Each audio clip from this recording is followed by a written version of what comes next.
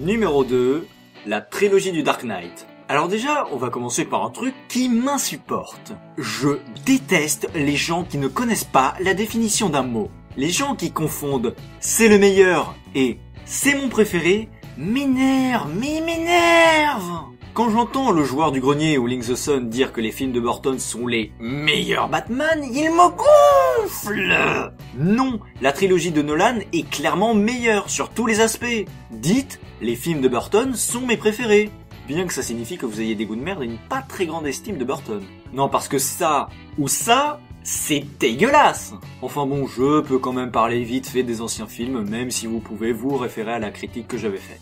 Bon, Batman, là où ça me fait rire, c'est que même les fans de ce film ne sont pas d'accord entre eux. Pour les mêmes actions, j'ai eu droit à « Non, mais c'est normal qu'il fasse ça, il est déjà installé à Gotham !» et « Non, mais c'est normal qu'il fasse ça, il vient d'arriver à Gotham !» C'est votre film préféré et vous ne le comprenez même pas. Ça en dit long.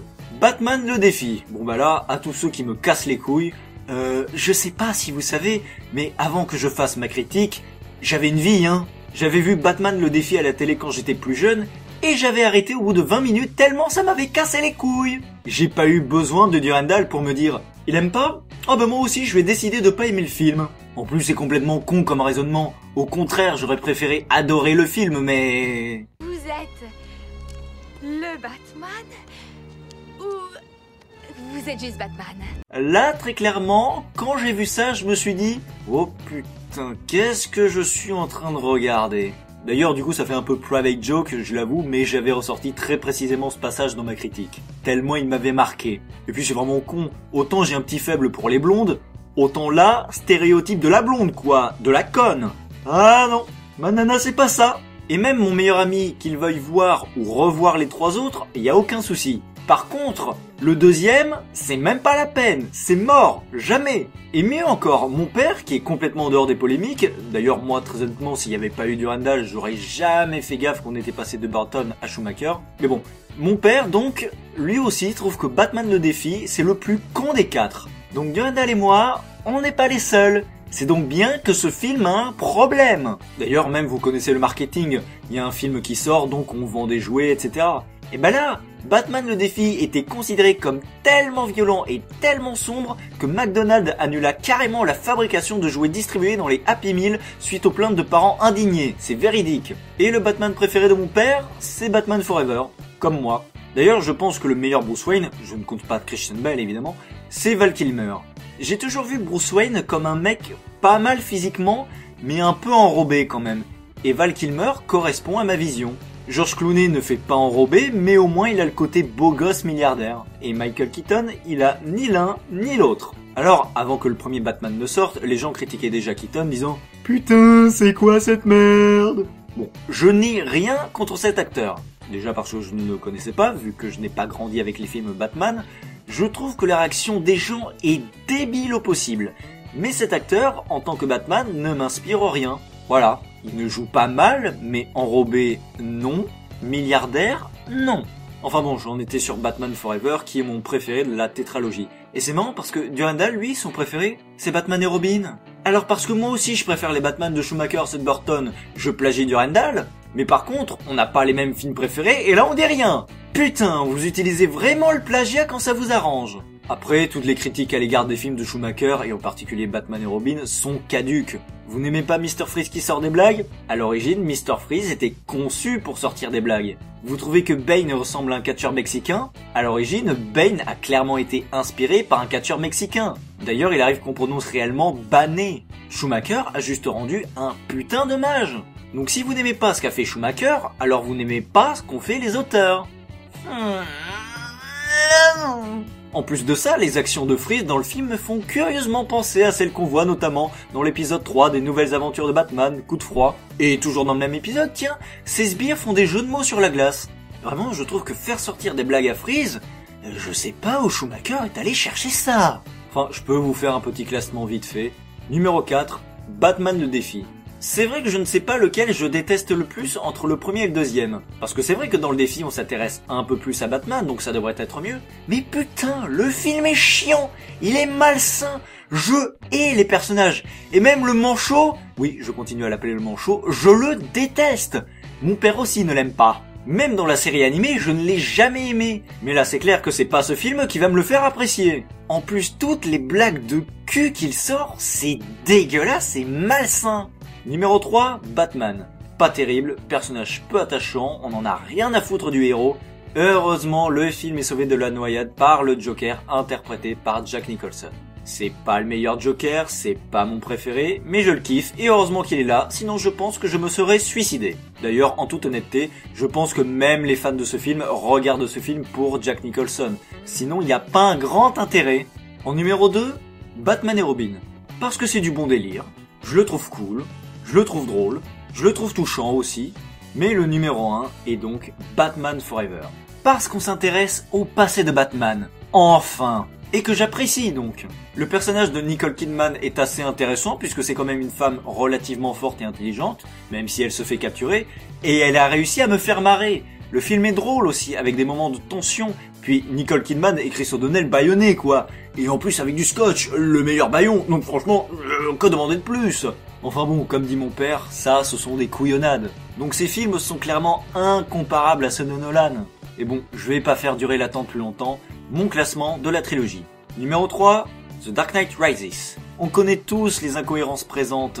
2h45, c'est quand même long, mais bon, il y a quand même des trucs cool, le film est vraiment bien, c'est pas non plus un travail de tâcheron.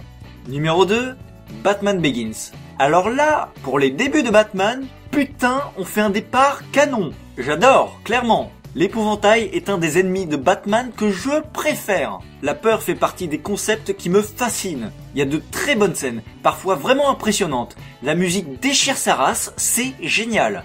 Et numéro 1, le chef-d'œuvre des chefs-d'œuvre des chefs-d'œuvre des chefs-d'œuvre, The Dark Knight. Tout simplement, quasiment parfait sur tous les points. Un héros au top, un méchant au top, les autres personnages au top, un méchant au top, un scénario au top, un méchant au top, la musique au top, un méchant au top, des effets spéciaux au top, et un méchant au top, bordel de merde. Voilà, c'est bon, putain, voilà, c'est parfait, merde, c'est bon, on va pas faire chier. Donc voilà, je ne pense pas avoir suscité un suspense de taré, et d'ailleurs mon top 3 doit très certainement ressembler au vôtre. Peut-être que certains préféreront The Dark Knight Rises à Batman Begins parce qu'il est plus épique, mais bon, globalement, je pense que tout le monde est d'accord avec mon classement. Bon, Batman Begins, eh ben, très impressionnant. Franchement, pour un premier film 2005, c'est incroyable. J'ai pas d'autres mots. Enfin si, quand même, j'ai un autre mot. Réaliste. C'est tellement réaliste que ça fait peur des fois. Je sais pas, genre vous regardez ce film tardivement avec presque toutes les lumières éteintes et votre meilleur ami, et au moment de l'arrivée des chauves-souris, il y a un gros insecte qui pénètre comme une fusée dans la maison. La fiction prend le pas sur la réalité. Et ça surprend. De même, un point qui peut intriguer, disons, c'est Rachel. Maintenant, on accorde vachement plus d'importance aux femmes, et ça peut paraître étonnant de se dire que Rachel n'est pas la petite amie la plus mémorable. Par exemple, Gwen Stacy est mémorablement géniale, et Mary Jane est mémorablement chiante, mais il faut voir les choses autrement. Oui, Rachel peut être une demoiselle en détresse, mais ça reste une femme forte. Dites-vous bien que c'est une femme dans un monde d'hommes. La plupart des politiques, flics, avocats et tout sont corrompus, mais elle est presque la seule exception à tout ça. Et elle est protectrice, elle a des connaissances, et elle est pas non plus du genre à flipper pour rien. Donc c'est pas la petite amie la plus mémorable, mais c'est une femme forte, donc c'est cool. Enfin bon, en toute honnêteté, c'est vrai que la première fois que j'ai vu Batman Begins, le début me paraissait bizarre. Ça me semblait étrange que Bruce Wayne fricote avec la Ligue des Ombres. Je me demandais c'est quoi ces ninjas? Mais bon, ils existent bien dans les comics, donc d'accord. Et puis, quitte à parler de détails dans le film inspirés des œuvres d'origine, c'est bien parce que ça me permet de foutre une claque à ceux qui disent que le film est pas fidèle. Parce que c'est vrai, Batman qui reçoit le gaz de l'épouvantail, tiens c'est marrant, ça me rappelle l'épisode 28 de la saison 1 de la série animée de Batman, Sombres hallucinations, où là aussi il a été empoisonné par l'épouvantail, où là aussi il a des hallucinations, où là aussi on examine son sang, où là aussi on lui parle d'un antidote, et où là aussi on lui dit qu'il va dormir 2 jours. Vraiment curieux ça. Et en plus, toujours dans le même épisode, il y a l'épouvantail qui empoisonne les réserves d'eau de Gotham City avec du gaz terrorisant. Putain, mais ça me rappelle absolument rien.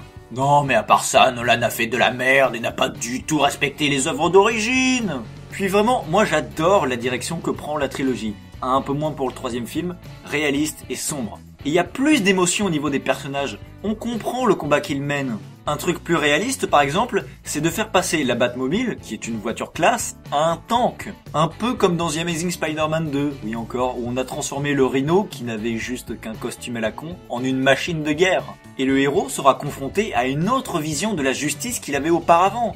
Dans Batman Begins, c'est sa petite amie qui lui fait comprendre qu'il cherchait juste à se venger et non à faire régner la justice. Et dans The Amazing Spider-Man, oui j'adore ce film, c'est le père de sa petite amie. Et Batman, tout comme Spider-Man, aura aussi droit à des détracteurs. Alors que dans les anciens films, s'il y en a, soit ce sont des méchants, soit on sait pas pourquoi. Bon, même si c'est vrai que la critique des anciens films marche plus pour les Spider-Man et qui sont donc beaucoup mieux exploités dans les films de web. Enfin bon voilà, film génial qui se place parmi mes préférés. Et comme je connaissais pas super bien l'univers de Batman, j'ai été enchanté de voir des retournements de situation, après des scènes toujours plus dantesques, la musique, oh là là, mais la musique, elle est juste parfaite. Les acteurs sont impeccables, c'est du bon boulot. C'est du bon boulot. Le chef-d'œuvre maintenant. Eh bien, déjà, vous vous rappelez que j'ai dit que j'avais vu Batman le défi étant plus jeune, et que ça m'avait tellement cassé les couilles que j'avais arrêté au bout de 20 minutes? Eh bien, figurez-vous que ce film m'avait fâché avec l'univers de Batman. Donc déjà, ça prouve bien que ce film a un problème, et que je ne plagie toujours pas Durandal. Et oui, vous allez me dire que c'est injuste, que ce n'est pas parce que je n'ai pas aimé ce film que je dois pour autant sacrifier toute la saga, mais c'est comme ça, et puis de toute façon, c'est fait, c'est fait. Eh bien, des années plus tard, je suis tombé par hasard sur The Dark Knight. Et bon, je me suis dit, allez, pourquoi pas, regardons ce que ça donne. Eh bien, je peux vous jurer sur la tête de ma copine qu'à la fin du film, je suis resté silencieux et j'ai fait waouh, je viens de voir un excellent film. Oui, vraiment, j'avais du mal à me rendre compte de la situation. C'est le meilleur film jamais réalisé. C'est clair et net. Et entre-temps, vous pouvez imaginer que je l'ai vu un paquet de fois lui aussi. Et je sais pas quoi dire. Ce genre de film, y a rien à dire, ça se regarde. Comment ce film peut-il contenir autant de scènes toutes plus mythiques les unes que les autres? Comment ce film arrive-t-il à entretenir un tel suspense? Comment ce film fait-il pour posséder autant d'acteurs talentueux et une musique à couper le souffle? Vraiment, je veux dire, arriver à un tel niveau, on ose dire que ce film est parfait, on chipote pas, on est tellement dans le truc que franchement, ça passe crème. Après, je suis pas forcément d'accord avec tous les fans, parce que je sais que certains peuvent s'emporter et dire que limite on regarde le film pour Heath Ledger tellement sa performance est magistrale ou que tout le film repose sur lui. Non. Alors, j'adore ce Joker, franchement, c'est le meilleur, y a rien à dire de plus. Enfin si, mais je le ferai dans une prochaine vidéo parce que je sais déjà qu'il y en a qui vont casser les couilles avec Nicholson. Mais bref, pour tout l'amour que je lui porte, je pense qu'il faut faire preuve d'honnêteté et dire que Ledger fait tout le film, c'est faux. Le Joker est excellent, mais Batman est excellent, les autres personnages sont excellents, le scénario est excellent, les décors sont excellents, les effets spéciaux sont excellents, la musique est excellente, bref, c'est un tout. Si Ledger était parfait mais que tout le reste craignait, ça n'aurait jamais marché. Ledger est mémorable parce que tous les éléments du film sont mémorables. Enfin voilà quoi, j'ai pas grand chose à dire sur ce film, si ce n'est un mot, parfait. Et le vilain petit canard. Alors quand même, encore une fois, jouons la carte de l'honnêteté. Donc, comme The Dark Knight m'avait fait de nouveau apprécier l'univers de Batman, j'étais du coup un peu plus dans le truc. Donc, quand The Dark Knight Rises est sorti, comme tout le monde, j'attendais et j'appréhendais un peu. Alors je suis allé le voir avec un pote et à la fin de la séance, on s'est regardé et on a dit eh ben il était pas mal du tout en fait. Bien évidemment, on savait qu'il était moins bon que The Dark Knight, et de toute façon les chances d'atteindre son niveau sont de 0%, et les chances d'être encore mieux sont négatives. Si, c'est possible. Et c'est vrai qu'il a un paquet de points positifs. Les scènes d'action sont toujours aussi cool, la musique est toujours aussi bonne, les acteurs sont toujours aussi talentueux, et les petits nouveaux ne sont pas en reste. Anne Hathaway, la meilleure Catwoman. Joseph Gordon-Levitt, absolument badass. Tom Hardy, bah j'ai pas envie de croiser sa route en fait. Je veux dire, il pose sa main sur ton épaule, c'est bon, t'es mort, c'est fini, tu flippes, tu sais que tu vas crever. Oui, Bane ne fait développer ce genre de phobie. Ça va mon doudou?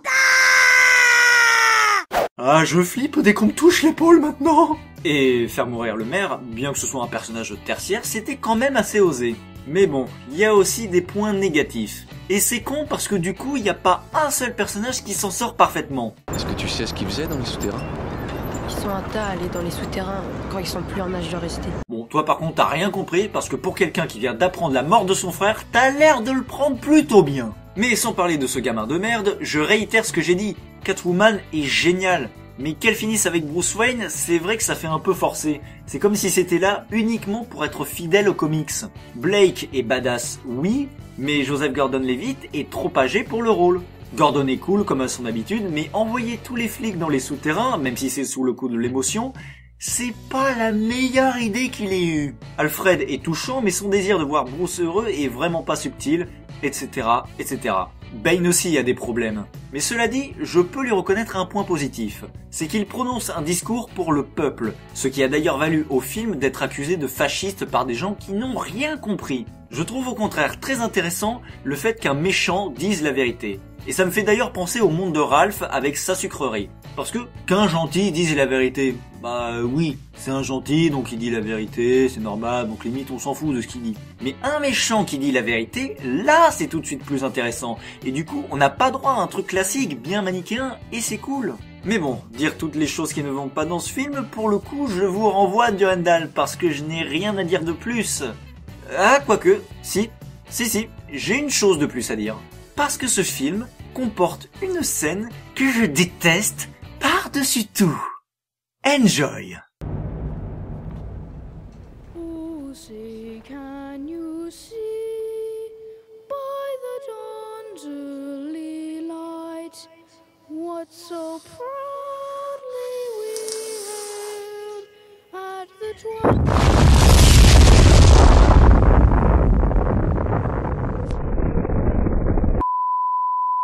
Comment dire ça calmement? Je hais au plus haut point cette scène. Et il y a le petit garçon qui chante l'hymne états-unien et c'est absolument silencieux. Les méchants arrivent mais il n'y a pas de son. Alors oui, c'est une mise en scène intéressante. Dommage que la chanson soit ce putain d'hymne états-unien. Mais bordel de merde, vous imaginez si à chaque film français on se mettait à chanter la Marseillaise? Je n'en peux plus de ce patriotisme états-unien. C'est trop, et surtout ça n'a pas sa place. Bien sûr, on sait que Gotham City représente New York, mais ce qu'on retient de cette ville, c'est qu'elle est pourrie par la corruption. Donc elle pourrait aussi bien se situer aux États-Unis, en France, au Japon ou au Groenland, que ça ne changerait rien. On s'en fout. On a eu 2 films où on n'a pas fait une seule allusion au fait que Gotham se trouvait aux États-Unis, et là, paf, rien à foutre, on bousille tout. Et du coup, ça se passe aux États-Unis et ça réduit l'impact sur nous. Si ça avait été n'importe quelle ville, on aurait pu se dire « Merde, ça peut se passer chez nous, c'est grave ». Mais là, c'est aux States et on s'en fout. Que ce soit quelque chose de grave organisé par des terroristes complètement cinglés, pléonasme, ok, je veux bien. Mais nous, on s'en branle. Je vais vous expliquer avec un exemple concret. Le 11 septembre 2001, l'attentat au World Trade Center. Ça a été une véritable catastrophe pour les habitants. Ça a bouleversé tous les États-Unis. Ils ont tous été très choqués. Mais nous, de l'autre côté de l'Atlantique, oui, ça nous a marqué. On soutenait le peuple états-unien. Mais bon, voilà quoi, sans plus, limite j'ai envie de dire. Et ben ce film c'est pareil. Ça se passe aux États-Unis, donc il n'y a que les États-Unis qui peuvent être véritablement préoccupés par les événements qui se déroulent. Nous, en France, bon, ouais, c'est pas cool ce qui leur arrive, mais chez nous, ça va, on est tranquille, pépère, donc c'est pas trop grave. Mais on vous soutient, hein. Mais on est quand même bien ici. Enfin voilà, j'aime beaucoup ce film, mais c'est vrai qu'après The Dark Knight, passer à ce film, c'est très dur. Après un tel chef-d'œuvre où on voit pas le temps passer tellement on est pris dans le truc, se dire qu'on va devoir se taper un film de 2h45 avec des passages longs et chiants, ça peut vraiment paraître encore plus lourd qu'un camion Ben ou Cadmerade. Et nous arrivons maintenant au numéro 1. Et je vais vous poser une question. Peut-on réellement dire qu'un film est bon quand c'est une aberration, quand il est basé sur une putain d'incohérence? et que cette incohérence est l'essence même du film. S'il n'y a pas cette incohérence, il n'y a pas de film.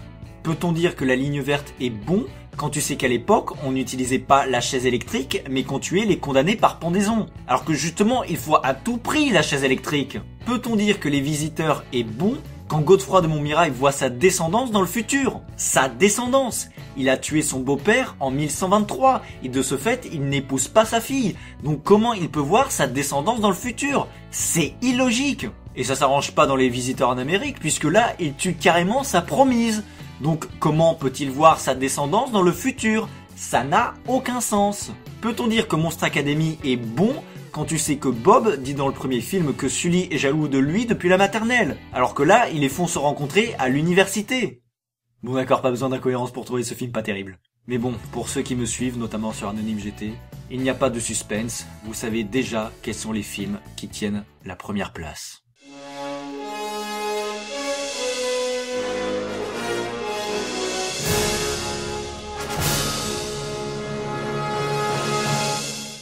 Bah ouais, la trilogie Retour vers le futur, c'est toute ma vie. Je connais les films par cœur. J'adorais quand j'étais petit, j'adore maintenant et j'adorerai plus tard. Ces films sont vraiment intemporels.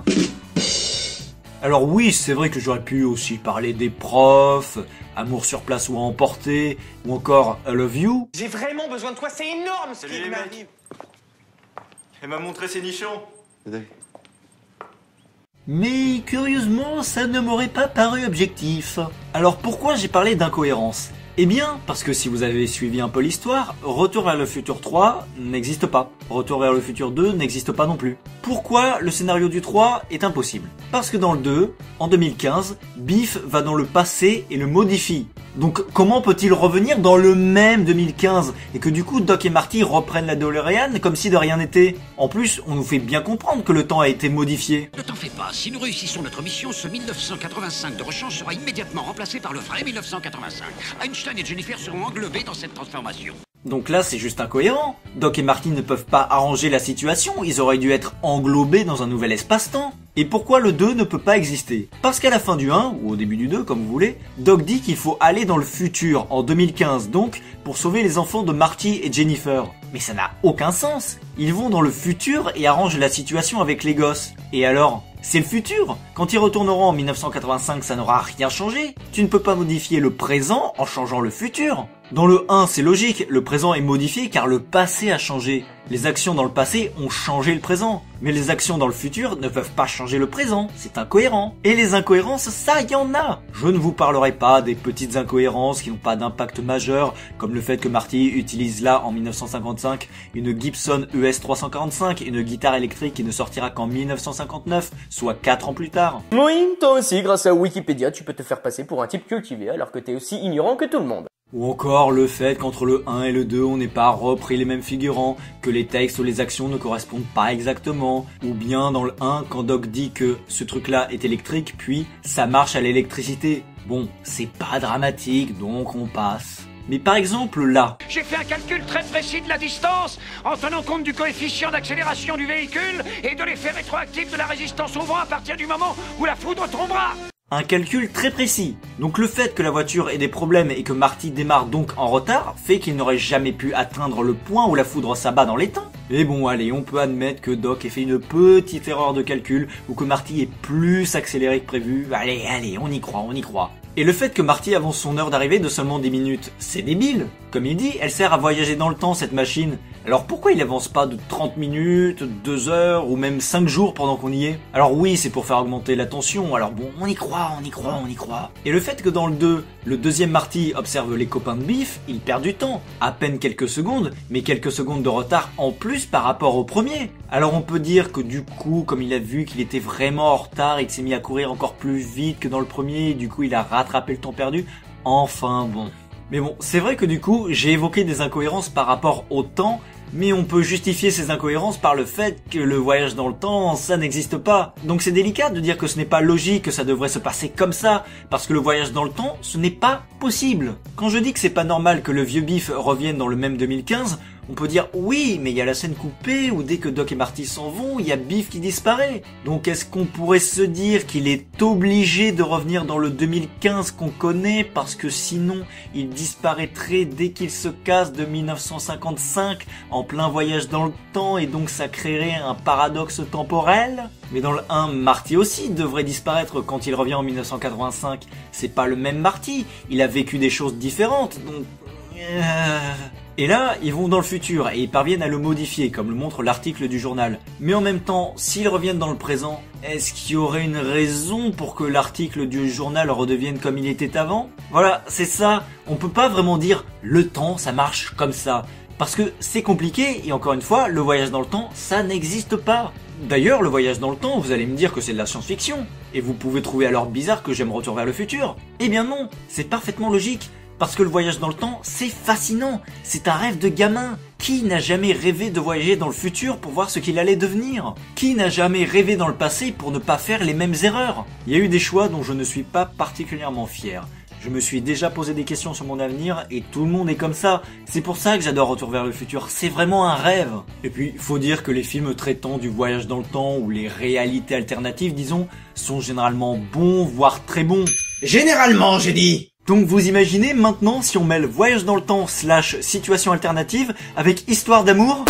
Oh, je jouis! Par ailleurs, je vous ai dit qu'Harry Potter 5 était le film que j'avais le plus regardé. Et je l'affirme, c'est vrai, je maintiens ce que j'ai dit. Cependant, je vais nuancer mes propos. Parce que la trilogie Retour vers le futur, je l'ai regardée également 1 milliard de fois. Le hic, c'est que je la regarde depuis que je suis gamin, donc je n'ai strictement aucune idée du nombre de fois que je l'ai regardé, alors qu'Harry Potter 5 s'est sorti bien après ma naissance, et donc j'ai pu compter le nombre de visionnages. Mais Retour vers le futur, c'est juste pas possible. D'ailleurs, autant les films Harry Potter, Spider-Man, Batman, j'arrive à savoir quel est mon préféré, mais là, pour Retour vers le futur, c'est juste impossible. Bon, après, quand j'étais plus jeune, mon préféré c'était évidemment le 3, ce qui est logique vu qu'à peu près tous les gamins ont été fans des cow-boys. Et c'était pas que j'aimais pas le 2, mais c'est que je le trouvais flippant. Putain, même aujourd'hui, en entendant la musique, j'en ai des frissons. Et puis les couleurs, l'ambiance, sérieusement, moi je flippe si tout d'un coup mon quartier devient un lieu de meurtre, où se retrouvent tous les voyous, où c'est dirigé par un connard qui en plus a épousé ma mère. Et puis, putain, la scène du cimetière! Oh! Si je vois soudainement la tombe de mon père, qui plus est tué par le connard, oh!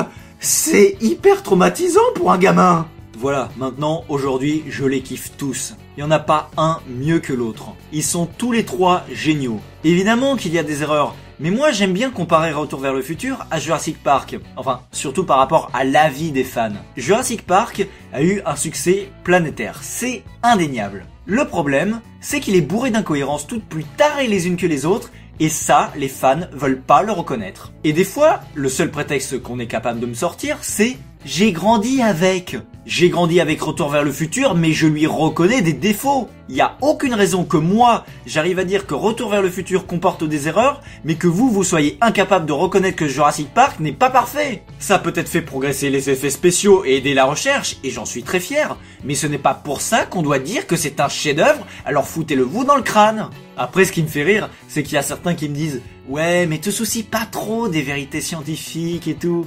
Non mais attendez, j'ai rien contre les designs. Et puis, en termes de vérité scientifique, ce qui me chagrine le plus, c'est qu'il y ait des putains de scientifiques de merde à la con qui ont comblé l'ADN des dinosaures avec une espèce de grenouille qui est capable de changer de sexe. Eux, ce sont des tanches. J'ai dépensé sans compter. Mais après, je veux dire, les gens ne connaissent rien aux animaux, donc je vais pas m'énerver sur des dinosaures. Donc voilà, les gens ne connaissent même pas les animaux qui les entourent, donc on va pas leur demander de connaître des animaux qu'ils ne connaissent même pas, on n'est plus à un détail près. Mais bon, j'adore Retour vers le futur, mais jamais il me viendrait à l'esprit de dire que c'est un chef-d'œuvre, malgré tous les trucs géniaux. Les acteurs sont excellents, les dialogues sont excellents, les musiques sont excellentes, les effets spéciaux sont...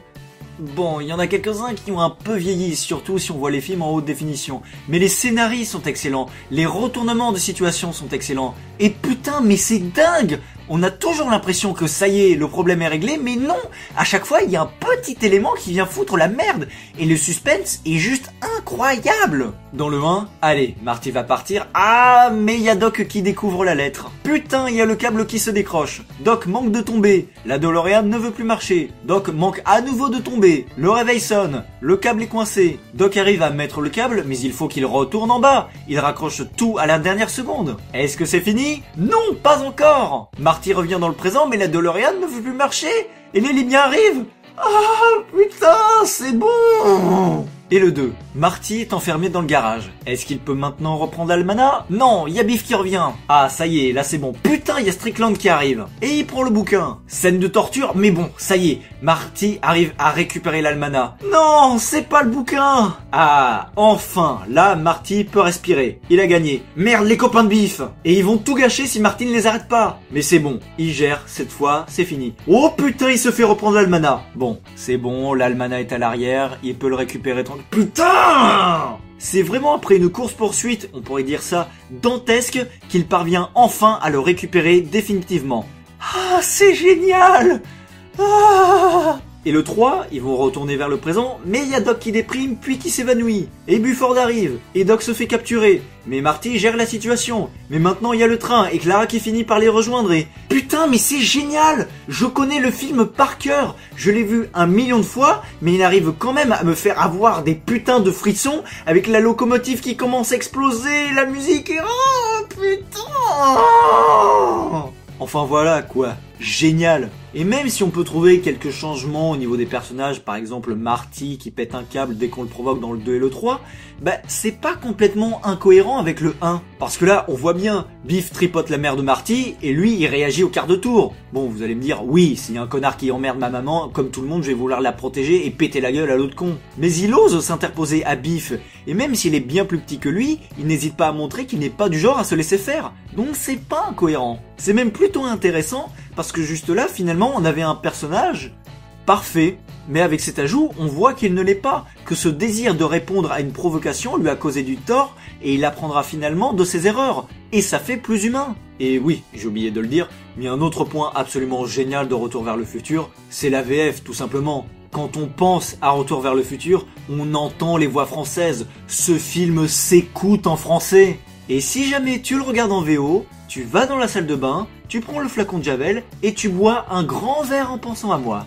D'accord ? D'ailleurs, la VF de Retour vers le futur est tellement parfaite que ça va me permettre de défendre les autres VF, celles des films de maintenant ou des animés japonais sur quoi les gens aiment bien cracher de manière injustifiée. Aujourd'hui, on fait le même boulot qu'avant. Bien évidemment, il existe des VF de merde, mais si pour vous, la VF de tel truc c'est de la merde parce qu'il n'a pas retranscrit exactement la même chose qu'en VO, bah Retour vers le futur, c'est pareil. Un traducteur ne fait pas que traduire, il adapte également. Je vais vous donner un exemple tout simple. C'est à toi que je parle des sourds McFlan, espèce de crème anglaise? Ah, ce Biff, adepte des jeux de mots. Mais est-ce que vous avez déjà entendu la scène en anglais?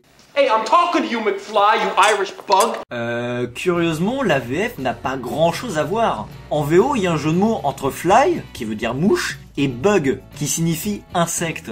Donc du coup, retranscrire ça en VF, bah on a choisi autre chose. On s'est amusé à dire flan, puis crème anglaise. Mais c'est pas tout, parce qu'en VO, Irish fait un lien avec les origines des McFly, qui sont irlandais. Et en VF, bah on l'a pas ça. J'espère donc dorénavant que vous serez plus indulgents avec la VF, parce que comme vous avez pu le constater, la VO détient parfois des tonnes d'informations. Donc retranscrire tout ça exactement en VF, c'est juste. Voilà, vous connaissez donc mes 5 sagas, disons, préférées. Et évidemment, il y a plein d'autres films que j'adore, tels que Casino Royale, que j'ai déjà bien évoqué, Les Valeurs de la famille Addams, qui est même meilleur que le premier, qui critique le système états-unien, donc j'adore. Ou encore Léon. Ah, Léon. Jean Reno, Nathalie Portman, Gary Oldman, le trio de malades. D'ailleurs, c'est ce film qui a révélé Nathalie Portman. Je pense que beaucoup de personnes peuvent remercier Luc Besson. Il y a d'autres films qui sont pas forcément mes préférés, mais qui me tiennent à cœur. Tout d'abord, Knock Knock. Je suis pas sûr que ce soit le meilleur film qui donne une bonne image de l'inceste, mais je pense que les gens ne sont pas cons au point de confondre une tarée qui viole un homme en se faisant passer pour sa fille et 2 adultes consentants qui jouent un jeu de rôle père-fille. En tout cas, j'ose espérer, sinon l'humanité court à sa perte. Mais bon, en tout cas, après ça, moi je dis, n'ouvrez jamais la porte à des inconnus. Surtout si ce sont de jolies jeunes filles, et sortez avec des moches. Voilà. Aïe Mais non, je ne parle pas de toi, chérie, je dis ça pour les autres. The Mortal Instrument, La Cité des Ténèbres. C'est pas un chef-d'œuvre, il y a des effets spéciaux qui sont parfois pas géniaux, mais pour un film comme ça, à la Harry Potter ou à la Twilight, ben je le trouve vachement progressiste. Là, il y a très clairement un gay dans ce film. Oui, vraiment. Dans un film comme ça, il y a un homosexuel. Et oui. Et mieux encore, de l'inceste. De l'inceste dans ce genre de film. Oh non, franchement, je suis sorti de la séance, j'étais aux anges. Évidemment, il y a eu 2 ou 3 bas de plafond qui étaient là. Ah, gna, ça va faire des enfants handicapés. Et gna, je suis con. Donc, je me suis retenu pour ne pas aller leur péter la gueule et ces abrutis étaient noirs. Donc si un jour je tiens des propos racistes, ne vous inquiétez pas. Il y a un autre film qui m'a marqué, Le Prix du danger, film français avec Gérard Lanvin, et quand je pense à ce film, je dis juste, c'est ça. Si vous aimez Hunger Games, vous devriez adorer ce film. Et si vous n'aimez pas Hunger Games, vous devriez adorer ce film. La preuve avec moi. Bon, voir un mec essayer de survivre pour gagner de l'argent, entouré d'autres mecs qui veulent le buter parce que c'est le jeu, tout ça, une émission de télé-réalité, bon, scénario somme toute assez classique. Mais à l'époque, putain, mais c'était vachement avant-gardiste. C'est ultra visionnaire. Et je veux dire, qui nous dit que TF1 fera pas ça un jour, hein? Peut-être que vous direz que les personnages sont caricaturaux, mais c'est ça. Le patron qui en a rien à foutre de la vie humaine et qui veut juste faire de l'audimat, le présentateur hypocrite tout sourire qui sait manier les mots, qui manipule, qui est une belle ordure, je veux dire, c'est ça. Et « Oh, votre mari n'a pas survécu. Bon allez, on vous donne quand même un petit chèque pour sa participation. » Mais qu'est-ce que la meuf en a à foutre de ce chèque? Son mari est mort, putain! Mais ce que je peux vous conseiller, c'est de redonner une chance à certains films. Bon, évidemment, je vous demande pas de le faire pour tous les films. Moi-même, c'est impensable que je laisse une seconde chance à Albert à l'Ouest. Dommage que cette bouse ait fait une référence à la meilleure saga de tous les temps. Nom de Zeus! Mais par exemple, mon avis sur la trilogie X-Men, c'était comme Durandal pour Edward aux mains d'argent. J'avais d'abord adoré, les 2 premiers, puis j'avais émis des doutes, puis j'ai de nouveau été conquis. Et dans ma période sombre, mon appréciation vis-à-vis de ces films diminuait, de par le scénario déjà évidemment, mais également parce que mon personnage préféré, Cyclope, apparaissait de moins en moins, mais également parce que ce connard de Wolverine voulait se taper Jean Grey, la copine de Cyclope, mais également parce que Wolverine était trop mis en avant et que je n'ai jamais compris l'affection que les fans vouaient à ce personnage. Et moi non plus, au début je n'aimais pas X-Men 3, mais pas pour les mêmes raisons que les autres. Hormis celles que j'ai déjà évoquées, la mort de Charles Xavier était trop grosse. Malicia qui veut devenir comme les autres, juste non, parce que c'est quand même une des mutants les plus badass, etc. S'écoulèrent quelques années et arriva le pourquoi j'ai raison et vous avez tort de ce cher Durandal sur X-Men. Sa critique m'a conquis et j'ai de nouveau eu envie de voir la trilogie, ce que j'ai fait avec mon meilleur ami. Et au final, mon appréciation vis-à-vis de ces films est devenue similaire à ma réaction hormonale spéciale montée en flèche masculine lorsque mes globes oculaires rencontrent mon individu humanoïde ovarien complémentaire. Voire même. Mais au final, les 3 films sont excellents. Alors je ne sais pas si j'avais juste eu une période sombre, si savoir que les mutants étaient une métaphore des personnes discriminées m'a fait redécouvrir, et en bien la saga, mais oui, j'adore la trilogie, même X-Men 3, et je suis bien obligé de reconnaître que tout est cohérent. Oui, c'est chiant que Malicia ne veuille plus être mutante, mais c'est cohérent. Oui, c'est chiant que Scott n'apparaisse pas beaucoup, mais il n'est pas mis à l'écart pour autant. Les personnages continuent à parler de lui. Wolverine a son pouvoir de régénération, donc c'est normal que ce soit lui qui mette un terme aux agissements du Phénix, etc. Et je suis même plus indulgent que Durandal. Même si Wolverine, le loup solitaire, fait un discours de rassemblement, ça ne me choque pas du tout. Il a compris que cette fois, il n'y arriverait pas tout seul. D'ailleurs, il dit lui-même juste avant cette scène qu'il a besoin d'aide. Puis moi, les évolutions des personnages, quand c'est bien fait, j'adore. Et la fin est certes utopique, pas détestable pour moi. Mais en même temps, c'est ce que j'attends, c'est ce que je voudrais. Un monde où les hommes et les femmes, où les homos et les hétéros, où les noirs et les blancs, où les couples traditionnels et les incestes, où les personnes saines et les handicapés, etc. vivent en paix, enfin en harmonie. Oui, c'est utopique, mais moi j'adore. Et au-delà des clins d'œil faits aux comics absolument géniaux... Osez sortir avec ça sur le dos. Et qu'est-ce que tu préfères? Une combinaison jaune? Oui, d'ailleurs, la version québécoise n'a strictement rien compris. Une fois que t'as pigé que les mutants symbolisaient les personnes discriminées, tu comprends tout et t'apprécies vachement mieux le truc. Personnellement, ayant une affinité particulière pour les gays et les lesbiennes, je remplace mutant par homosexuel et ça marche. Eric qui assure que les mentalités des hétéros n'évolueront pas contrairement à Charles. Eric qui tente de faire devenir les hétéros homosexuels pour qu'ils comprennent ce que les homosexuels ressentent. Les parents de Bobby devant le coming out de leur fils. Diablo qui demande à Mystique pourquoi elle ne pourrait pas constamment faire semblant d'être hétérosexuel. Tornade qui dit que la mutation n'est pas une maladie. Le Fauve qui dit qu'un homosexuel, qui aimerait être considéré comme un hétéro, n'est pas lâche, mais qu'il en a assez de la persécution. Et j'en passe. Et alors, avec Durandal, on a parlé des noirs, des homos, des religieux, mais on peut également parler des femmes, qui est également un cas intéressant puisqu'il s'agit d'une majorité minoritaire. Quoi ça veut dire? Eh bien, contrairement aux homos où on sait qu'il y a majoritairement des hétéros, les femmes sont à peu près aussi nombreuses que les hommes, d'où le fait qu'on parle de majorité. En 2010, on estimait qu'il y avait 102 hommes pour 100 femmes dans le monde, donc pas de quoi justifier une suprématie des hommes. Minoritaire parce que malheureusement, dans les faits, ça marche pas comme ça. Bien sûr, on va pas être des magots, surtout moi, et les hommes subissent également de nombreuses discriminations.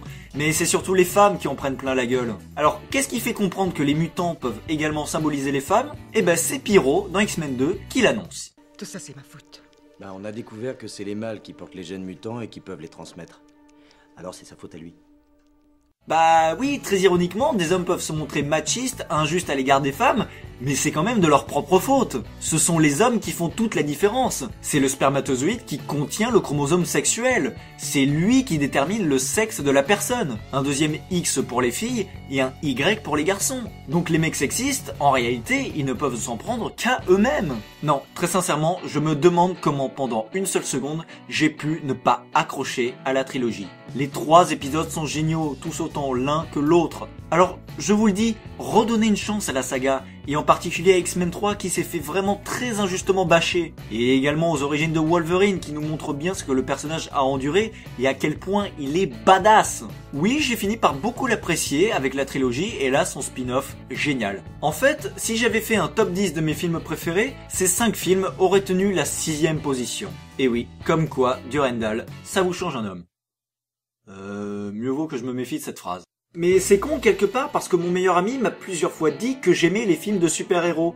Et moi, dans ma tête, je me disais que c'était pas le cas. Mais en analysant tous les films de super-héros que j'avais vus, allez, disons celui-là aussi, je me suis rendu compte que c'était pas les films de super-héros qui me posaient un problème, mais plutôt les super-héros en eux-mêmes. Parce qu'au bout du compte, il y en a pas tant que ça des films de super-héros que j'aime pas. Superman, ça passait à la télé quand j'étais petit, et j'ai tenu 20 minutes, donc c'est pas terrible. Enfin, ça aurait été bien si ça avait été un rapport sexuel, mais comme c'était pas un rapport sexuel, c'était pas terrible. Iron Man, je dois avouer que le premier était plutôt bon, mais ce n'est pas le cas pour le deuxième. X-Men, le commencement aurait pu être, non pas bon, ta gueule, correct, s'il avait été assumé comme un reboot.